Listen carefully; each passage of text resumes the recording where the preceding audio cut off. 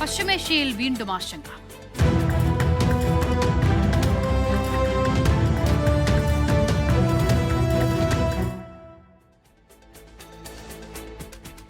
Kuwait വിമാനത്താവളത്തിന് നേരെയുണ്ടായ Iran ആക്രമണത്തിൽ ഇന്ത്യക്കാരൻ കൊല്ലപ്പെട്ടെന്ന സ്ഥിരീകരണം. മധ്യപ്രദേശ് സ്വദേശി മൻസൂർ അഹമ്മദ് റഹ്മാനാണ് കൊല്ലപ്പെട്ടത്.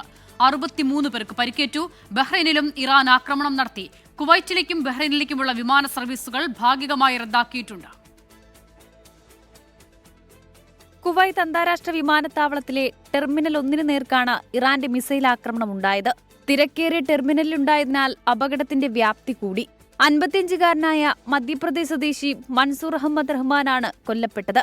എയർപോർട്ടിലെ ഒരു കരാർ സ്ഥാപനത്തിലെ ജീവനക്കാരനാണ് മൻസൂർ അഹമ്മദ് റഹ്മാൻ. ആശുപത്രിയിൽ വെച്ചായിരുന്നു മരണം.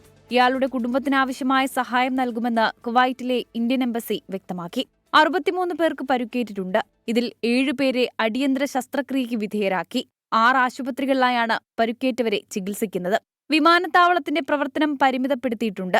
1-ാം ടെർമിനൽ പൂർണ്ണമായി അടച്ചു. കൊച്ചിയിൽ നിന്നും കോഴിക്കോട് നിന്നും പോയ എയർ ഇന്ത്യ വിമാനങ്ങൾ കുവൈറ്റിൽ ഇറക്കാതെ തിരിച്ചുവിട്ടു. കുവൈറ്റിൽ നിന്ന് കോഴിക്കോട്ടേക്കുള്ള എയർ ഇന്ത്യ വിമാനം റദ്ദാക്കി. ബഹ്റൈന് നേർക്ക് മിസൈൽ ആക്രമണമുണ്ടായെന്നും ഫലപ്രദമായി ചെറുക്കാൻ കഴിഞ്ഞെന്നും പ്രതിരോധ മന്ത്രാലയം വ്യക്തമാക്കി. കൊച്ചിയിൽ നിന്ന് ബഹ്റൈനിലേക്കുള്ള 2 വിമാനങ്ങൾ റദ്ദാക്കിയിട്ടുണ്ട്. സംഭവത്തിൽ ഗൾഫ് രാഷ്ട്രങ്ങൾ കനത്ത പ്രതിഷേധമുയർത്തിയിട്ടുണ്ട്. 24 ദുബായ്. ലോക്സഭാ തെരഞ്ഞെടുപ്പിലെ വടകര മണ്ഡലത്തിലെ കാഫിർ സ്ക്രീൻഷോട്ട് വിവാദത്തിൽ SIT അന്വേഷണത്തിന് ഉത്തരവിട്ട ആഭ്യന്തര വകുപ്പ്. കോഴിക്കോട് റൂറൽ SP-യുടെ നേതൃത്വത്തിലുള്ള പ്രത്യേക അന്വേഷണ സംഘമാണ് കേസ് അന്വേഷിക്കുക. കണ്ണൂർ റേഞ്ച് DIG യതീഷ് ചന്ദ്രയാണ് അന്വേഷണത്തിന് മേൽനോട്ടം വഹിക്കുക. പ്രതികളിലേക്ക് എത്താൻ കഴിഞ്ഞില്ലെന്ന് പറഞ്ഞ് അന്വേഷണം അവസാനിപ്പിക്കുന്നതായി പോലീസ് കോടതിയിൽ റിപ്പോർട്ട് നൽകിയിരുന്നു. SIT അന്വേഷണം ആവശ്യപ്പെട്ട് പാറക്കൽ അബ്ദുള്ള MLA ആഭ്യന്തരമന്ത്രി രമേശ് ചെന്നിത്തലയ്ക്ക് പരാതി നൽകിയിരുന്നു. ക്രൈംബ്രാഞ്ച് DYSP T മനോഹരനായിരിക്കും അന്വേഷണ ഉദ്യോഗസ്ഥൻ. വടകര പോലീസ് സ്റ്റേഷനിലെ SHO ഉൾപ്പെടെ 7 പേർ കൂടി പ്രത്യേക അന്വേഷണ സംഘത്തിലുണ്ട്. വടകര ലോക്സഭാ തെരഞ്ഞെടുപ്പ് സമയത്താണ് കാഫിർ സ്ക്രീൻഷോട്ട് പ്രചരിച്ചത്. MSF നേതാവായ മുഹമ്മദ് കാസിമാണ് സ്ക്രീൻഷോട്ട് പ്രചരിപ്പിച്ചത് എന്നായിരുന്നു ആരോപണം. എന്നാൽ ആരോപണം നിഷേധിച്ച കാസിം ഫോൺ പോലീസിന് കൈമാറി. തുടരന്വേഷണത്തിൽ CPIM അനുകൂല സൈബർ പേജുകളിലാണ് സ്ക്രീൻഷോട്ട് ആദ്യം പ്രചരിച്ചത് എന്ന് കണ്ടെത്തി. DYFI പ്രവർത്തകനായ റിബേഷ് രാമകൃഷ്ണന്റെ ഫോണിൽ നിന്നാണ് ആദ്യം സ്ക്രീൻഷോട്ട് പ്രചരിപ്പിച്ചത് എന്നായിരുന്നു അന്വേഷണത്തിൽ കണ്ടെത്തിയത്. എന്നാൽ ഇതിൽ തുടർ നടപടികളുണ്ടായില്ല. പിന്നീട് തെളിവില്ലെന്ന് ചൂണ്ടിക്കാട്ടി പോലീസ് കേസ് അവസാനിപ്പിക്കുകയായിരുന്നു. അതേസമയം വർഗീയ ധ്രുവീകരണം ലക്ഷ്യമിട്ട് LDF സ്ഥാനാർത്ഥിക്കെതിരെ നടന്ന പ്രചാരണത്തെക്കുറിച്ചും പ്രത്യേക സംഘം അന്വേഷിക്കും. 24 കോഴിക്കോട്. നവകേരള യാത്രയ്ക്കിടെ യൂത്ത് കോൺഗ്രസ് നേതാക്കളെ മർദ്ദിച്ച കേസിൽ മുൻ മുഖ്യമന്ത്രി പിണറായി വിജയന്റെ ഗൺമാന്മാരുടെ ജാമ്യാപേക്ഷയിൽ ഇന്നും തീരുമാനമായില്ല. കേസിൽ നരഹത്യാ ശ്രമം ചുമത്തിയ SIT നടപടിയെ ആലപ്പുഴ ജില്ലാ സെഷൻസ് കോടതി ചോദ്യം ചെയ്തു. പോലീസ് ഫോട്ടോഗ്രാഫർ പകർത്തിയ മർദ്ദന ദൃശ്യങ്ങളും ഫോറൻസിക് പരിശോധനാ റിപ്പോർട്ടുകളും ഹാജരാക്കാൻ കോടതി ആവശ്യപ്പെട്ടു. ഹർജി ശനിയാഴ്ച വീണ്ടും പരിഗണിക്കും. ജാമ്യഹർജിയിൽ ഇന്ന് നടന്നത് വിശദവാദം. നരഹത്യാ ശ്രമം ചുമത്തിയത് മുൻകൂർ ജാമ്യം നിഷേധിക്കാൻ വേണ്ടി മാത്രമായിരുന്നു എന്ന് കോടതി ചോദിച്ചു. മെയ് 30-ന് മജിസ്ട്രേറ്റ് കോടതി മുൻകൂർ ജാമ്യഹർജി പരിഗണിക്കുന്നതിന് മുമ്പായിരുന്നു ജാമ്യമില്ലാ വകുപ്പുകൾ ചേർത്ത SIT റിപ്പോർട്ട് സമർപ്പിച്ചത്. ഈ സമയത്ത് മർദ്ദിക്കാൻ ഉപയോഗിച്ച ലാത്തിയുടെ ഫോറൻസിക് പരിശോധനാ ഫലവും മെഡിക്കൽ ബോർഡിന്റെ റിപ്പോർട്ടും SITക്കോ കോടതിക്കോ ലഭ്യമായിരുന്നില്ല. ഈ റിപ്പോർട്ടുകൾ ലഭിച്ച ശേഷമേ കൂടുതൽ വകുപ്പുകൾ ചേർക്കാനാവൂ എന്ന് മുൻപ് കോടതിയെ ധരിപ്പിച്ച SIT റിപ്പോർട്ടുകൾ ലഭ്യമല്ലാതെ എങ്ങനെ നരഹത്യാ ശ്രമം ചുമത്തിയെന്നായിരുന്നു കോടതിയുടെ ചോദ്യം. നരഹത്യാ ശ്രമം ചുമത്തേണ്ട കുറ്റകൃത്യം നടന്നോ എന്നും പരിക്കുകൾ നിസ്സാരമല്ല എന്നുമുള്ള ചോദ്യത്തിന് വാദിഭാഗം അഭിഭാഷകൻ പ്രതികരിച്ചത് വൈകാരികമായി. പ്രചരിക്കുന്ന ദൃശ്യങ്ങളൊന്നും കോടതി കാണുന്നില്ല എന്നും വിഷമം തോന്നുന്നെന്നും അഭിഭാഷകൻ. ഇതോടെയാണ് ദൃശ്യങ്ങളുടെ ആധികാരികതയിലേക്ക് കോടതി കടന്നത്. വിവിധയിടങ്ങളിൽ നിന്ന് ശേഖരിച്ച ദൃശ്യങ്ങളല്ലാതെ പോലീസ് നേരിട്ട് പകർത്തിയ ദൃശ്യങ്ങളില്ലേ എന്ന് കോടതി ചോദിച്ചു. ലോക്കൽ പോലീസ് ദൃശ്യങ്ങൾ പകർത്തിയിരുന്നില്ലെന്ന് SIT മറുപടി നൽകിയെങ്കിലും മുൻ അന്വേഷണ സംഘം കോടതിയിൽ സമർപ്പിച്ച റഫർ റിപ്പോർട്ട് ഉയർത്തി പ്രതിഭാഗം എതിർത്തു. ഈ റിപ്പോർട്ടിൽ പോലീസ് ഫോട്ടോഗ്രാഫർ പകർത്തിയ ദൃശ്യങ്ങൾ CD-യിലാക്കി ഔദ്യോഗിക കസ്റ്റഡിയിൽ സൂക്ഷിച്ചിരിക്കുന്നതായി രേഖപ്പെടുത്തിയിട്ടുണ്ട്. മുഴുവൻ വശങ്ങളും അന്വേഷിക്കാതെ എന്തെങ്കിലും പ്രത്യേക ഉദ്ദേശത്തോടെയാണോ SIT പ്രവർത്തിക്കുന്നതെന്ന് കോടതി തുറന്നടിച്ചു. പോലീസ് ഫോട്ടോഗ്രാഫർ പകർത്തിയ ദൃശ്യങ്ങളും ഫോറൻസിക് സയൻസ് ലാബിലെ പരിശോധനാ ഫലങ്ങളും ഹാജരാക്കാൻ ആവശ്യപ്പെട്ട കോടതി മുൻകൂർ ജാമ്യ ഹർജി പരിഗണിക്കുന്നത് ശനിയാഴ്ചത്തേക്ക് മാറ്റുകയായിരുന്നു. 24 ആലപ്പുഴ. ഇപ്പോൾ വരുന്നൊരു പ്രധാനപ്പെട്ട വാർത്തയിലേക്കാണ്. കുവൈറ്റിലെ വിമാനത്താവളത്തിന് നേരെയുണ്ടായ ആക്രമണത്തിൽ പരിക്കേറ്റവരിൽ 3 മലയാളികളും ഉൾപ്പെടുന്നുണ്ട് എന്നുള്ള വിവരം വരുന്നു. ഒരു പെൺകുട്ടികൾക്കും 2 യുവാക്കൾക്കുമാണ് പരിക്കേറ്റത്. വിമാനത്താവളത്തിലെ ഷോപ്പുകളിൽ ജോലി ചെയ്യുന്നവരായിരുന്നു ഇവർ എന്നുള്ളതാണ് പുറത്തുവരുന്ന വിവരം. റഹീസ് ചേരുകയാണ് വിവരങ്ങൾ നൽകാനായി. റഹീസ്, പരിക്കേറ്റ ആളുകളിൽ 3 പേർ മലയാളികൾ എന്നുള്ളത് ഇപ്പോൾ സ്ഥിരീകരിക്കുകയാണല്ലേ? അശ്വത, ഇപ്പോൾ സ്ഥിരീകരിച്ച് തന്നെ പറയാൻ കഴിയും. നേരത്തെ നമ്മൾ പറഞ്ഞിരുന്നു 6 ഇന്ത്യക്കാർക്ക് പരിക്കേറ്റിരുന്നു എന്നുള്ളത്. അതിൽ 3 മലയാളികൾ ഉണ്ട് എന്നുള്ള സൂചന ഉണ്ടായിരുന്നു. ഇപ്പോൾ അത് സ്ഥിരീകരിച്ച് തന്നെ പറയാൻ കഴിയും. അതായത് കുവൈറ്റ് വിമാനത്താവള ആക്രമണത്തിൽ പരിക്കേറ്റവരിൽ 3 മലയാളികളും ഉൾപ്പെട്ടിരിക്കുന്നു. അതിൽ ഒരു പെൺകുട്ടിക്കും 2 യുവാക്കൾക്കുമാണ് പരിക്കേറ്റിട്ടുള്ളത്. ഇവരൊക്കെ തന്നെ വിമാനത്താവളത്തിലെ ചില ഷോപ്പുകളിലൊക്കെ ജോലി ചെയ്തിരുന്നവരാണ് എന്നാണ് മനസ്സിലാക്കുന്നത്. ഇന്ത്യക്കാർക്ക് ആകെ പരിക്കേറ്റവരുടെ എണ്ണം അത് 16 ആണ് എന്നുള്ള ഏറ്റവും പുതിയ വിവരം കൂടി പുറത്തു വരുന്നുണ്ട്.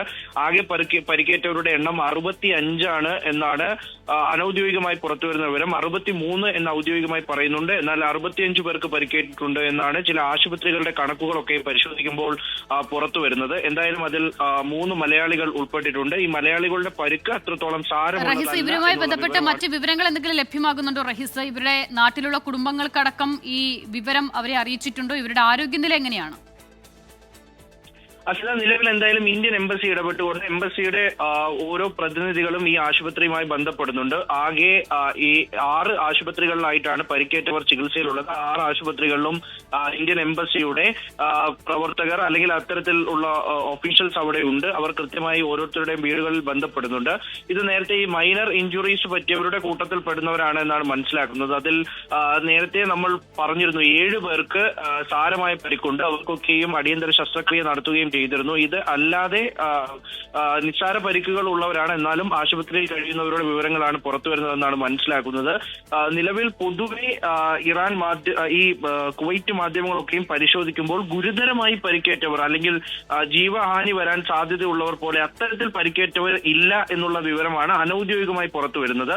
എന്നാൽ 7 പേർക്ക് സാരമായി പരിക്കേറ്റിട്ടുണ്ട്. അത് അത്ര കണ്ട് ആശങ്കപ്പെടേണ്ട സാഹചര്യം നിലവിലില്ല എന്നുള്ളത് മനസ്സിലാകുന്നു. ഈ 3 പേരും വിമാനത്താവളത്തിനുള്ളിലെ കടകളിൽ ഒക്കെ ജോലി ചെയ്യുന്നവരായിരുന്നോ റഹീസ്? അതെ അച്ഛത, ഈ 3 പേരും വിമാനത്താവളത്തിലെ കടകളിൽ ജോലി ചെയ്യുന്നവരായിരുന്നു. അത്തരത്തിൽ ജോലി ചെയ്യവേ ഈ 1ാം ടെർമിനലിലാണ് ഇവർ ജോലി ചെയ്തിരുന്നത്. അവിടേക്ക് ഈ ഡ്രോൺ അവശിഷ്ടങ്ങൾ വന്ന് പതിച്ച് ഇവരുടെ ശരീരത്തിലടക്കം ഈ കൂർത്ത ഡ്രോണിന്റെ അവശിഷ്ടങ്ങൾ വന്ന് പതിച്ചാണ് ആക്രമണം ഉണ്ടായത് എന്ന് വ്യക്തമാകുന്നുണ്ട്. നമുക്ക് ഇപ്പോൾ ഈ ടെർമിനലിലൊക്കെ ഉണ്ടായ ആ ഒരു ആക്രമണത്തിന്റെ ദൃശ്യങ്ങൾ ഏതാണ്ട് ഔദ്യോഗികമായി ഇപ്പോഴാണ് പുറത്തു വന്നത്. അപ്പോൾ അതിൽ എന്തൊക്കെ തരത്തിൽ എത്ര വലിയ അപകടമായിരുന്നു ഈ ആക്രമണത്തിലൂടെ ഉണ്ടായത് എന്നുള്ളത് നമുക്ക് ആ ദൃശ്യങ്ങളിൽ നിന്ന് വ്യക്തമാകുന്നുണ്ട്. അപ്പോൾ ഈ കൂർത്ത ഒബ്ജക്റ്റുകൾ പലതും വന്ന് പതിച്ചിട്ടുണ്ട്. ഒപ്പം ഈ തകർന്നു വീണ കെട്ടിട അവശിഷ്ടങ്ങൾ അത് പലതും വന്ന് പലരുടെ ശരീരത്തിലും പതിച്ചിട്ടുണ്ട്. അങ്ങനെയാണ് ഈ ഒരു അപകടം 65 പേരെ ബാധിക്കുന്ന നിലയിലേക്കൊക്കെ പോയത്. എന്തായാലും ആ ദൃശ്യങ്ങളിലൂടെ ആക്രമണത്തിന്റെ വ്യാപ്തി എത്രമാത്രമായിരുന്നു എന്നുള്ളത് വ്യക്തമാകുന്നുണ്ട്. അതിനിടെയാണ് ഈ പരിക്കേറ്റവരിൽ 3 പേർ മലയാളികളാണ് എന്നുള്ള വിവരം കൂടി വരുന്നത്. ഒരാളുടെ മരണം മുൻപ് സ്ഥിരീകരിച്ചിരുന്നു. അയാൾ ഇന്ത്യക്കാരനാണ്, മധ്യപ്രദേശ് സ്വദേശിയാണ്. അതിന് പിന്നാലെയാണ് 3 പേർക്ക് പരിക്കേറ്റത്. അത് മലയാളികളാണെന്നുള്ള വിവരം വരുന്നത്. പക്ഷേ ഇവരുടെ പരിക്ക് ഗുരുതരമല്ല എന്നുള്ള ആശ്വാസകരമായ റിപ്പോർട്ടുകൾ കൂടി വരുന്നുണ്ട്. മുഹമ്മദ് റഹീസാണ് വിവരങ്ങൾ നൽകിയത് UAE-യിൽ നിന്നും. മറ്റൊരു വാർത്തയിലേക്ക്. പുതിയ സർക്കാർ വന്നതിന് പിന്നാലെ നടക്കുന്ന സ്ഥലമാറ്റങ്ങളിൽ അഴിമതി ആരോപിച്ച് പ്രതിപക്ഷം സ്ഥാപിത താൽപര്യക്കാരെ അഴിഞ്ഞാടാൻ അനുവദിക്കരുതെന്നും അനുവദിച്ചാൽ ദല്ലാളുമാരും പവർ ബ്രോക്കർമാരും അധികാരം കൈയടക്കുമെന്നും പ്രതിപക്ഷ നേതാവ് പിണറായി വിജയൻ മുന്നറിയിപ്പ് നൽകി. സ്ഥലമാറ്റം നീതിപൂർവകമായിരിക്കണമെന്നും പരാതികൾ പരിഗണിക്കുമെന്നുമാണ് സണ്ണി ജോസഫിന്റെ മറുപടി. സഹോദരി ഭർത്താവിനെ പേഴ്സണൽ സ്റ്റാഫായി നിയമിച്ചതിനെ കുറിച്ച് പ്രതിപക്ഷം ഉന്നയിച്ചെങ്കിലും മന്ത്രി സണ്ണി ജോസഫ് മറുപടി പറയാതെ ഒഴിഞ്ഞുമാറി. സംസ്ഥാനത്തിന്റെ സാമ്പത്തിക സ്ഥിതി അവലോകനം ചെയ്തുകൊണ്ടുള്ള ധവളപത്രം നാളെ നിയമസഭയുടെ മേശപ്പുറത്ത് വയ്ക്കും. നാളെ രാവിലെ 8-ന് ചേരുന്ന മന്ത്രിസഭായോഗം ധവളപത്രത്തിന് അംഗീകാരം നൽകും. മുൻ ക്യാബിനറ്റ് സെക്രട്ടറി KM ചന്ദ്രശേഖർ അധ്യക്ഷനായ സമിതിയാണ് സാമ്പത്തിക നില പരിശോധിച്ച് ധവളപത്രം തയ്യാറാക്കിയത്. അധികാരത്തിൽ വന്നാൽ സംസ്ഥാനത്തിന്റെ സാമ്പത്തിക സ്ഥിതി സംബന്ധിച്ച് ധവളപത്രം പുറത്തിറക്കുമെന്നത് UDF-ന്റെ തെരഞ്ഞെടുപ്പ് കാല പ്രഖ്യാപനമായിരുന്നു. വൈദ്യുതി മന്ത്രി സണ്ണി ജോസഫിന്റെ അഡീഷണൽ പ്രൈവറ്റ് സെക്രട്ടറിയായി ബെന്നി തോമസിനെ നിയമിച്ചത് DCC നിർദ്ദേശപ്രകാരമെന്ന് കണ്ണൂർ DCC പ്രസിഡന്റ്. സണ്ണി ജോസഫിന്റെ ബന്ധുവാണെന്ന കാരണത്താലല്ല ബെന്നി തോമസിനെ നിയമിച്ചത്. ദീർഘകാല രാഷ്ട്രീയ സംഘടനാ പ്രവർത്തന പരിചയം പരിഗണിച്ചാണ് തീരുമാനമെന്നും മാർട്ടിൻ ജോർജ് പ്രതികരിച്ചു. പ്രതിപക്ഷ ഉപനേതൃസ്ഥാനം സംബന്ധിച്ച തർക്കം തീർക്കാൻ സിപിഐഎമ്മും സിപിഐയും നടത്തിയ ചർച്ച പരാജയം. ഉപനേതാവ് സ്ഥാനം കിട്ടിയേ തീരൂ എന്ന നിലപാടിൽ സിപിഐയും വിട്ടുകൊടുക്കില്ല എന്ന നിലപാടിൽ സിപിഐഎമ്മും ഉറച്ചുനിന്നതോടെ ചർച്ച അലസിപ്പിരിഞ്ഞു. കീഴ്വഴക്കങ്ങൾ മാറണമെന്ന് സിപിഐ സംസ്ഥാന സെക്രട്ടറി ബിനോയ് വിശ്വം ചർച്ചയിൽ ആവശ്യപ്പെട്ടു. പ്രതിപക്ഷ ഉപനേതൃസ്ഥാനം സിപിഐക്ക് വിട്ടുകൊടുക്കാനാവില്ലെന്ന് സിപിഐഎം സംസ്ഥാന സെക്രട്ടറി എം.വി. ഗോവിന്ദൻ വ്യക്തമാക്കിയതോടെയാണ് ഇന്ന് വീണ്ടും ഉപേക്ഷ ചർച്ചയ്ക്ക് കളമൊരുങ്ങിയത്. AKG സെന്ററിലെത്തി സിപിഐഎം നേതൃത്വത്തെ കണ്ട സിപിഐ സംസ്ഥാന സെക്രട്ടറി ബിനോയ് വിശ്വം പ്രതിപക്ഷ ഉപനേതാവ് സ്ഥാനം വേണമെന്ന ആവശ്യം ആവർത്തിച്ചു. എന്നാൽ പ്രതിപക്ഷ നേതാവ് ഉപനേതാവ് സ്ഥാനങ്ങൾ സിപിഐഎം തന്നെ വഹിച്ചിരുന്ന കീഴ്വഴക്കം ചൂണ്ടിക്കാട്ടി എം.വി. ഗോവിന്ദൻ ആവശ്യം നിരാകരിച്ചു. സിപിഐ നിലപാടിലും സിപിഎം നിലപാടിൽ നിൽക്കുന്നു. രണ്ട് പാർട്ടികൾക്കും ഒരു മാറ്റവുമില്ല. അല്ല, ഏത് വിഷയത്തിലും പരിഹാരം ഉണ്ടാക്കാൻ വേണ്ടി വീണ്ടും സിപിഐക്കും സിപിഎമ്മും തന്നെ കാണാം. ഉപനേതൃസ്ഥാനം നൽകാനാവില്ലെന്ന സിപിഐഎം നിലപാടിനെ പരോക്ഷമായി വിമർശിക്കുന്ന പരാമർശങ്ങളും ബിനോയ് വിശ്വത്തിന്റെ ഇന്നത്തെ പ്രതികരണങ്ങളിലുണ്ട്. LDFിൽ അതിൻ്റെ താല്പര്യങ്ങൾക്ക് രാഷ്ട്രീയത്തിന് എത്രമാത്രം പ്രാധാന്യം CPI കൊടുക്കുന്നുണ്ടോ അത്രയും പ്രാധാന്യം CPM കൊടുക്കേണ്ടതാണ്. മുന്നണിയുടെ നല്ല പുരോഗതിക്കും നല്ല മുന്നോട്ട് പോക്കിനും ഞങ്ങൾ തയ്യാറാണ്. അത് CPM തയ്യാറല്ല. പ്രതിപക്ഷ ഉപനേതാവ് സ്ഥാനം വേണമെന്ന ആവശ്യം സിപിഐഎം തള്ളിയതോടെ മുഖം നഷ്ടപ്പെട്ട അവസ്ഥയിലാണ് സിപിഐ. ആവശ്യം ആദ്യം തന്നെ പരസ്യമായി ഉന്നയിച്ച ബിനോയ് വിശ്വത്തിന് തന്ത്രപരമായ പാളിച്ച പറ്റിയെന്നാണ് സിപിഐക്ക് ഉയരുന്ന വിമർശനം. നാളെ ചേരുന്ന സിപിഐ സംസ്ഥാന സെക്രട്ടറി യോഗത്തിൽ ഈ വിമർശനം ഉയർന്നുവരും. 24 തിരുവനന്തപുരം. എറണാകുളം മലയിടം തുരുത്ത് കുടിയൊഴിപ്പിക്കൽ ഈ മാസം 9-നകം നടപ്പിലാക്കണമെന്ന് പെരുമ്പാവൂർ മുൻസിഫ് കോടതി. അഭിഭാഷക കമ്മീഷൻ അടുത്ത ദിവസം മലയിടം തുരുത്ത് സന്ദർശിക്കും. ഇതിനിടെ സമരസമിതി നേതാക്കൾ തിരുവനന്തപുരത്ത് മന്ത്രിമാരുമായി കൂടിക്കാഴ്ച നടത്തി. മലയിടം തുരുത്ത് വിഷയത്തിൽ ഒഴിപ്പിക്കൽ നടപ്പാക്കണമെന്ന് ആവർത്തിക്കുകയാണ് പെരുമ്പാവൂർ മുൻസിഫ് കോടതി. ഈ മാസം 9-ന് മുമ്പ് നടപ്പാക്കണമെന്നാണ് നിർദ്ദേശം. മുൻസിഫ് കോടതി നിർദ്ദേശം വന്നതിന് പിന്നാലെ സർക്കാർ ഹൈക്കോടതിയെ സമീപിച്ചു. അടിയന്തരമായി വിഷയം പരിഗണിക്കണം എന്നാണ് ആവശ്യം. അതേസമയം സമരസമിതി നേതാക്കൾ റവന്യൂ പട്ടികവർഗ വികസന വകുപ്പ് മന്ത്രിമാരുമായി കൂടിക്കാഴ്ച നടത്തി. മന്ത്രിയുമായിട്ട് ഞങ്ങൾ ഇന്ന് കൂടിക്കാഴ്ച നടത്തി. മന്ത്രി ഈ കാര്യങ്ങൾ പരിഗണിക്കാമെന്നും പുറമ്പോക്കിനെ സംബന്ധിച്ചുള്ള ഹൈക്കോടതി ഉത്തരവ് നടപ്പിലാക്കാൻ ഞങ്ങൾ തയ്യാറാണെന്നും എന്നെല്ലാം പറഞ്ഞിട്ടുണ്ട്. അതെ, അനുകൂല സമീപനം തന്നെയാണ്. പട്ടികജാതി വികസന മന്ത്രിയും അതുപോലെ തന്നെ റവന്യൂ മന്ത്രിയും എല്ലാം ഈ കാര്യത്തെ വളരെ കൃത്യമായിട്ട് ഞങ്ങളോട് പ്രതികരിച്ചിട്ടുണ്ട്. മലയിടം തുരുത്തുകാരെ മാറ്റിപ്പാർപ്പിക്കാനുള്ള നീക്കം അനുവദിക്കില്ലെന്ന് സമരസമിതി നേതാക്കൾ പറഞ്ഞു. 24 തിരുവനന്തപുരം. വീണ്ടും സ്വാഗതം. വാർത്താമഴയിലേക്ക്. അഭിനേതാക്കളുടെ സംഘടന അമ്മയിലെ വിവാദങ്ങളിൽ അംഗങ്ങളെ കേൾക്കാൻ പ്രത്യേക സമിതി. അൻസിബയുടെ പരാതിയിൽ പ്രസിഡന്റ്, സെക്രട്ടറി എന്നിവരെ ഉൾപ്പെടുത്തി 5-അംഗ സമിതി രൂപീകരിച്ചു. വിവാദം പരസ്യ ചർച്ചയാക്കിയതിന് 5 പേർക്ക് കാരണം കാണിക്കൽ നോട്ടീസ് നൽകി. പരാതി കേൾക്കാൻ നിഷ്പക്ഷ സമിതി വേണമെന്നും നിലവിലെ എക്സിക്യൂട്ടീവ് കമ്മിറ്റിയിൽ വിശ്വാസമില്ലെന്നും അൻസിബ പറഞ്ഞതിന് പിന്നാലെയാണ് വിഷയത്തിൽ പ്രത്യേക സമിതി രൂപീകരിക്കുന്നത്. രമേശ് പിഷാരടി, മാലാ പാർവതി, ധ്യാൻ ശ്രീനിവാസൻ എന്നിവരടങ്ങുന്ന കമ്മിറ്റി വേണമെന്ന് അൻസിബ ആവശ്യപ്പെട്ടിരുന്നു. പ്രസിഡന്റ്, ജനറൽ സെക്രട്ടറി എന്നിവരെ ഉൾപ്പെടുത്തി നിലവിൽ 5 പേരുടെ സമിതിയാണ് രൂപീകരിച്ചിരിക്കുന്നത്. പ്രസിഡന്റിനെയും ജനറൽ സെക്രട്ടറിയെയും മാറ്റി നിർത്തി പാനൽ രൂപീകരിക്കാനാവില്ലെന്ന് ശ്വേതാ മേനോൻ. അല്ല, അൻസിബ ആവശ്യപ്പെട്ടതെന്ന് പറഞ്ഞാൽ നമ്മൾ എന്തായാലും പ്രസിഡന്റും ജനറൽ സെക്രട്ടറി ഇല്ലാത്ത ഒരു പാനലും ഉണ്ടാവില്ല. പക്ഷെ അതല്ലാതെ നമ്മുടെ വേറെ പുറത്തുനിന്ന് 3 ആൾക്കാർ, നമ്മുടെ അമ്മ മെമ്പേഴ്സിൽ തന്നെ, അപ്പോൾ 5 ആൾക്കാർ ഉള്ള ഒരു പാനലാണ് ഇതിനുണ്ടാവും. അമ്മയിലെ വിവാദം പരസ്യ ചർച്ചയാക്കിയതിനും മാധ്യമങ്ങൾക്ക് മുന്നിൽ പ്രതികരിച്ചതിനും എക്സിക്യൂട്ടീവ് കമ്മിറ്റി അംഗങ്ങൾക്കടക്കം കാരണം കാണിക്കൽ നോട്ടീസ് നൽകിയിട്ടുണ്ട്.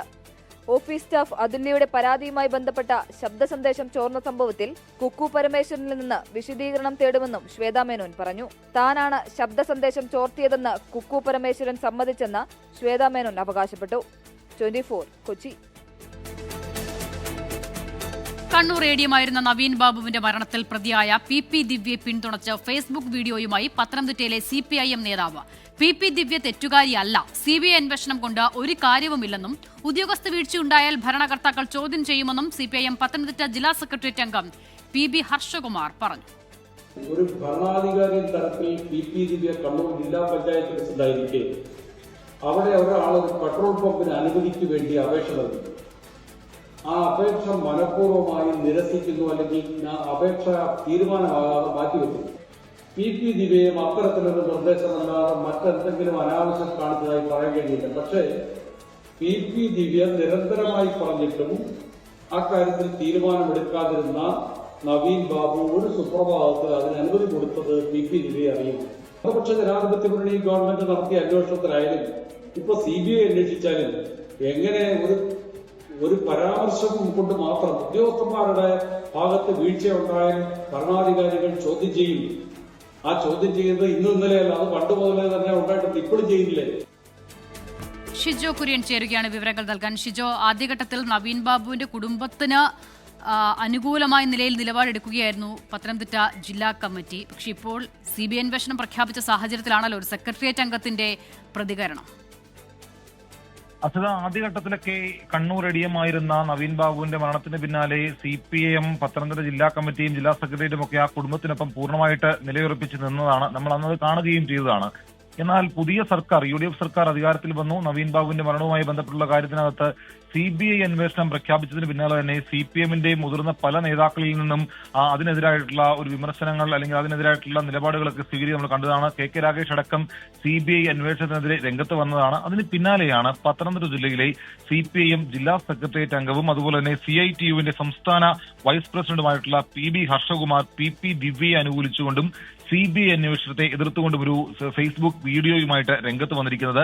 നവീൻ ബാബു ജീവനൊടുക്കിയത് കുറ്റബോധം കൊണ്ടാണ്. യാത്രയയപ്പ് യോഗത്തിൽ അനുവാദമില്ലാതെ PP ദിവ്യ കയറി ചെന്നു എന്നുള്ളൊരു കുറ്റം മാത്രമാണ് PP ദിവ്യ ചെയ്തിട്ടുള്ളത്. അതല്ലാതെ മറ്റൊരു കുറ്റവും ദിവ്യയുടെ ഭാഗത്ത് നിന്ന് ഉണ്ടായിട്ടില്ല. ദിവ്യ അങ്ങനെ പറഞ്ഞതുകൊണ്ട് ഒരാൾ ആത്മഹത്യ ചെയ്യേണ്ട കാര്യമുണ്ടോ? ദിവ്യ തെറ്റുകാരിയല്ല.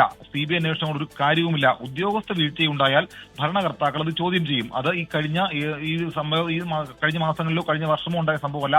കാലങ്ങളായിട്ട് അങ്ങനെ ഭരണകർത്താക്കൾ ഉദ്യോഗസ്ഥ വീഴ്ച ഉണ്ടായാൽ ചോദ്യം ചെയ്യാറുണ്ട്.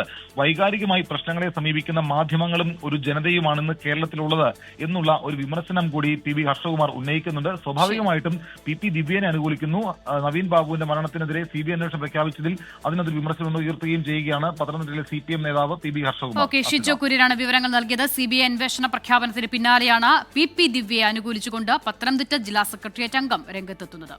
പശ്ചിമബംഗാളിൽ മമതാ ബാനർജിക്ക് വൻ തിരിച്ചടി. TMC പുറത്താക്കിയ ഋതുപ്രത ബാനർജിയെ പ്രതിപക്ഷ നേതാവായി സ്പീക്കർ അംഗീകരിച്ചു. 58 MLA-മാരുടെ പിന്തുണയുണ്ടെന്ന ഋതുപ്രത ബാനർജിയുടെ അവകാശവാദം സ്പീക്കർ അംഗീകരിക്കുകയായിരുന്നു. മമതാ ബാനർജി പാർട്ടിയുടെ ഉപദേഷ്ടാവായി തുടരണമെന്ന് വിമതർ ആവശ്യപ്പെട്ടു. പിന്നാലെ മമതാ ബാനർജി അടിയന്തര യോഗം വിളിച്ചു. ബംഗാളിൽ 2 പതിറ്റാണ്ടിലേറെ ശക്തമായി നിലകൊണ്ട തൃണമൂൽ കോൺഗ്രസ് ഇന്ന് പിളർപ്പിലാണ്.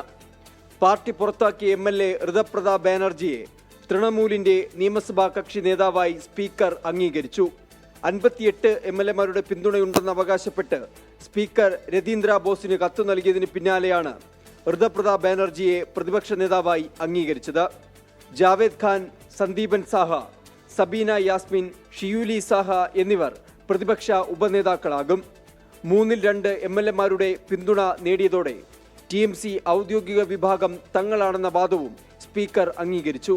TMCയെ പിളർത്തിയെങ്കിലും പാർട്ടിയുടെ ഉപദേഷ്ടാവായി മമതാ ബാനർജി തുടരണമെന്ന് ഋതുപ്രത ബാനർജി പറഞ്ഞു.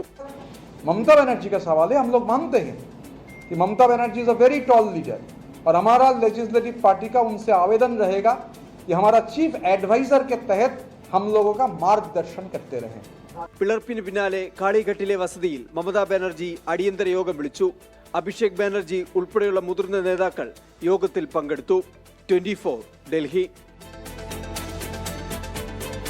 കർണാടകയിൽ ഇനി DK യുഗം. 25ാമത് മുഖ്യമന്ത്രിയായി സത്യപ്രതിജ്ഞ ചെയ്ത് DK ശിവകുമാർ. ഉപമുഖ്യമന്ത്രി G പരമേശ്വർ ഉൾപ്പെടെ 12 മന്ത്രിമാരും സത്യപ്രതിജ്ഞ ചെയ്തു. ചടങ്ങിൽ ACC അധ്യക്ഷൻ മല്ലികാർജ്ജുൻ ഖാർഗെ, രാഹുൽ ഗാന്ധി, കേരള മുഖ്യമന്ത്രി VD സതീശൻ തുടങ്ങിയ കോൺഗ്രസിന്റെ നിരവധി നേതാക്കൾ പങ്കെടുത്തു. DK ശിവകുമാർ മുഖ്യമന്ത്രിയായതോടെ BK ഹരിപ്രസാദിനെ PCC അധ്യക്ഷരായി തെരഞ്ഞെടുത്തു. IIT-കളിൽ ബിരുദ പഠനത്തിന് പ്രവേശനം നേടുന്നതിനായുള്ള 2026-ലെ JEE അഡ്വാൻസ് പരീക്ഷാഫലം പുറത്തു വന്നപ്പോൾ കേരളത്തിന് അഭിമാനമായി പാലാ ബ്രില്യൻ സ്റ്റഡി സെന്റർ. ദേശീയതലത്തിൽ 134ാം റാങ്ക് കരസ്ഥമാക്കിയാണ് പാലാ ബ്രില്യൻ സ്റ്റഡി സെന്ററിലെ റോഷൻ രാജു കേരളത്തിൽ നിന്ന് ഒന്നാമതെത്തിയത്. അഖിലേന്ത്യാ തലത്തിൽ ആദ്യ 1000 റാങ്കിനുള്ളിൽ 6 വിദ്യാർത്ഥികളാണ് പാലാ ബ്രില്യന്റിൽ പഠിച്ച് വിജയം സൃഷ്ടിച്ചിരിക്കുന്നത്.